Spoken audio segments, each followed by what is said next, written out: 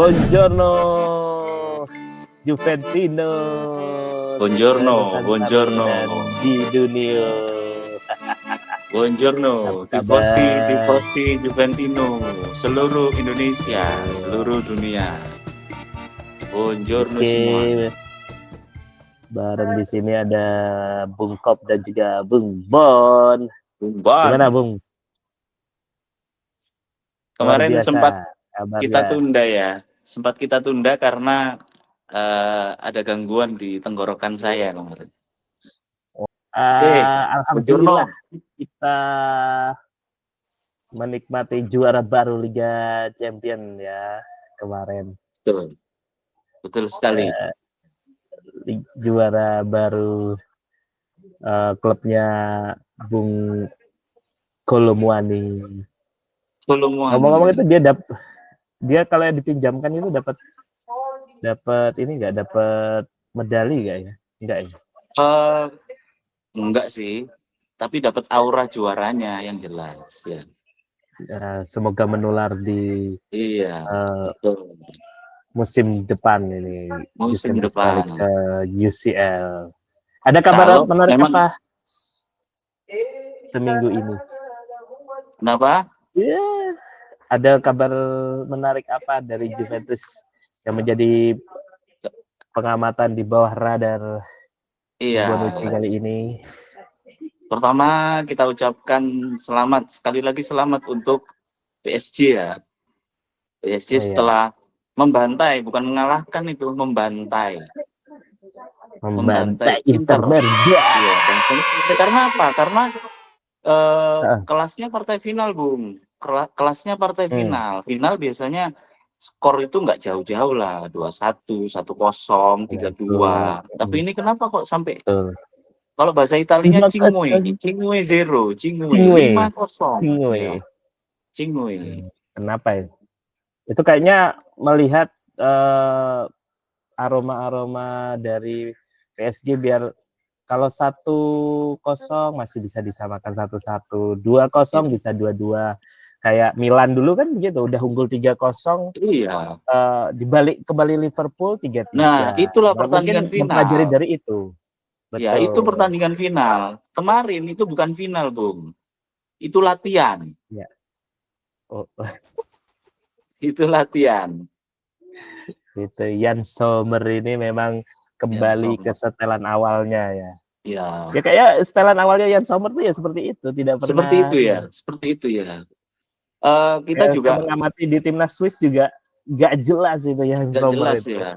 Iya. Apalagi Yann Sommer sebenarnya. Iya, dengan rata-rata usia yang jauh ya dari PSG kemarin. Mengingatkan kita ketika final Piala Champion tahun 2015 dan Piala Champion tahun 2017, ketika Juve waktu itu dengan skuad yang hampir sama dengan Inter kala itu perkasa hingga semifinal, tetapi ketika di final mereka sudah kehilangan atau kehabisan energi, Bung. Ingat waktu lawan Madrid kita dikalahkan 3-1, kemudian lawan Barcelona 3-1. Di 2017 ya, itu kita dikalahkan 4-1 malah. Ya, kita kehabisan nafas. Jadi seolah-olah pemain Juve itu cuman bekerja sendiri gitu. Jadi Mandzukic ya sendiri aja, kehilangan jiwanya begitu. Iya. Tapi semalam parah sih, lebih parah sih dari Juve ya. Kemarin malam lebih parah dari Juve. Ya, kemarin seharusnya Odue itu itu bisa finishing lebih banyak lagi. Ada dua shoot yang miss di babak kedua yang terakhir di penghujung itu. Itu sayang sekali. Kalau bisa tuh setengah lusin itu sangat memorable. Apalagi saat mencetak gol pertama, si Hakimi ini tidak mau berselebrasi, padahal dia mencetak gol perdana itu, gol mestinya emosional sekali, tapi dia tidak memilih untuk tidak melakukan selebrasi. Tidak merayakan mantan timnya ya. Mantan timnya. Dia lebih soulnya ke ini ya, ke Inter ya, berarti masih menyimpan kayaknya gitu ya, rasa. Iya. Kalau kita Nah, lihat ya, itu mungkin dibaca oleh teman-temannya. Ini Hakimi nggak boleh begini nih. Kita harus kalau gitu kita harus cetak gol lebih banyak ini. Ya itu salah Hakimi betul. juga Ini itu. Iya, ini final. Harusnya sedikit ada provokasi ya. Jadi iya, provokasi, Bu. Gitu. Harusnya tidak boleh canggung-canggung lagi. Akhirnya teman-temannya itu melanjutkannya.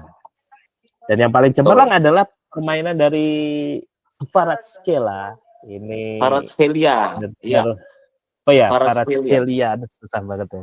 Kvaratskhelia. Ya, ini di Napoli juga dia membuat tumpuan, dan sekarang di PSG juga kembali lagi menjadi aktor sentrocampista yang benar-benar elegan ya. Ini kayak memang ciri khas. Tusukan-tusukannya di sisi kiri ya. Tapi kita juga patut memberi kredit ke Vitinha. Vitinha ini mestinya Juventus harus radarnya harus ke sana ini. Betul. Iya. Ya, sekarang sudah bebas dari Guintoli, ya kan? Ya, Guintoli sudah dipecat oleh Juve. Kita patut syukuran karena kayaknya beliau ini biang kerok kemarin. Karena seperti biang kerok beberapa musim ya, dua musim. Dan 2 musim itu pula Juventus tidak signifikan, tidak berprestasi ya.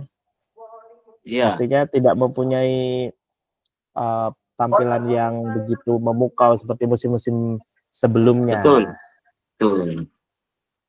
Kehilangan semua, kehilangan jati diri, kehilangan manajemen segala. Iya, manajemen pemain juga, bursa transfer juga kayaknya nggak Juve banget.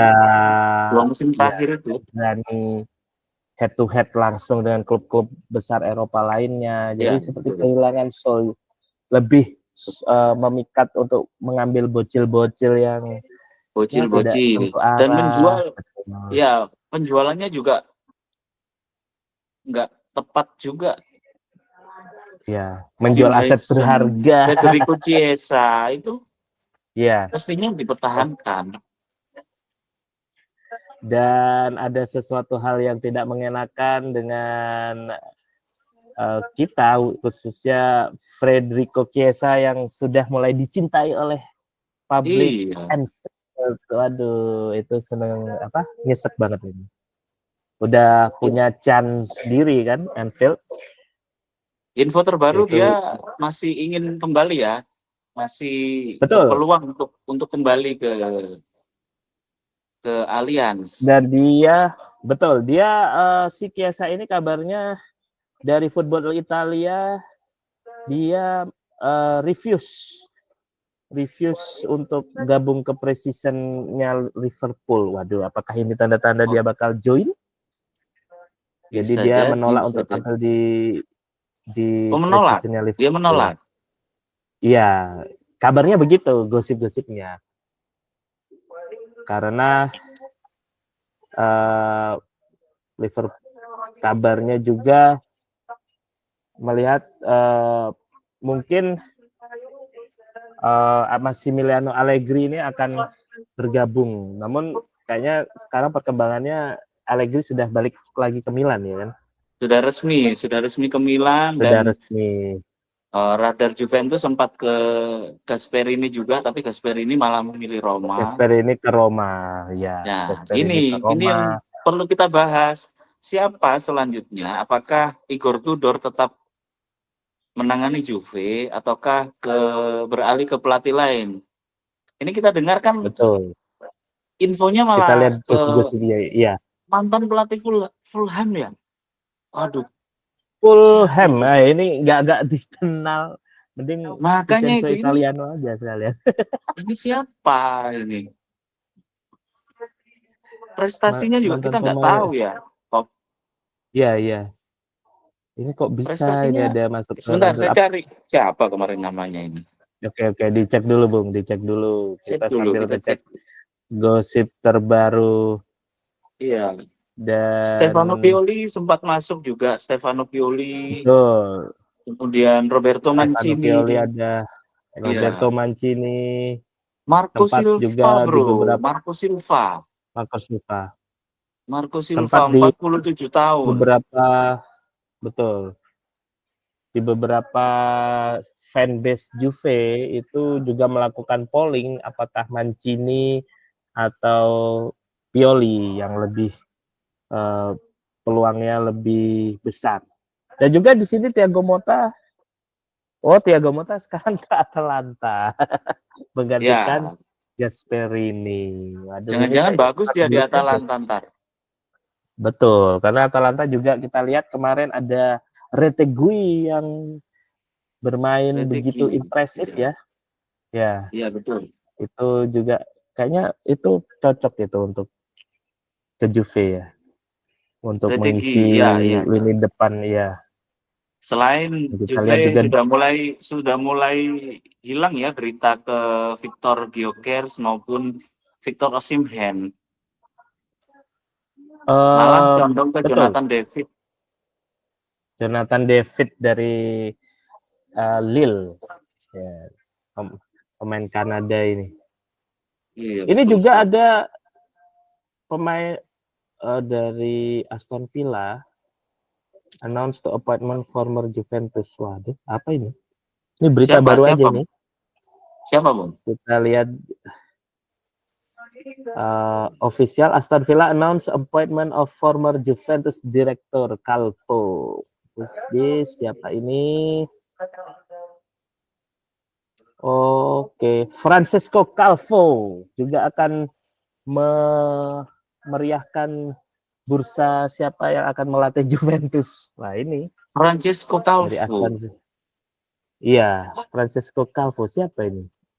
Makin nggak jelas ya. Dia makin Makin gak nggak jelas karena dia jelas. konon kabarnya pernah melatih di Empoli. Waduh, ini makin Lah gak jelas. kan, kenapa Juve harus melirik pelatih-pelatih kelas yang mediocre ya, bahkan nggak sampai mediocre lah. Betul. Kita kita sendiri nggak pernah mengenal sosok atau nama-nama Ini tersebut ya. siapa? Iya. Francesco Calvo. Mending Vincenzo Italiano yang udah jelas ya. Kemarin dengan Bolonya Atau seperti Roberto apa De Zerbi juga kiprahnya. bisa ya. Yes. Ya, yang dulu pernah di Brighton. West Bromwich, Brighton Albion. Di Brighton. Serbi boleh. Atau ini juga ada juga kabar terakhir Simone Inzaghi. Ah, betul. Simone Inzaghi gabung ke Juve. Bagaimana? Melihat juga kakaknya juga besok di Serie A membawa Pisa Bisa. untuk promosi ke Tapi ke tidak meneruskan ke Serie A. Pisa. Gimana?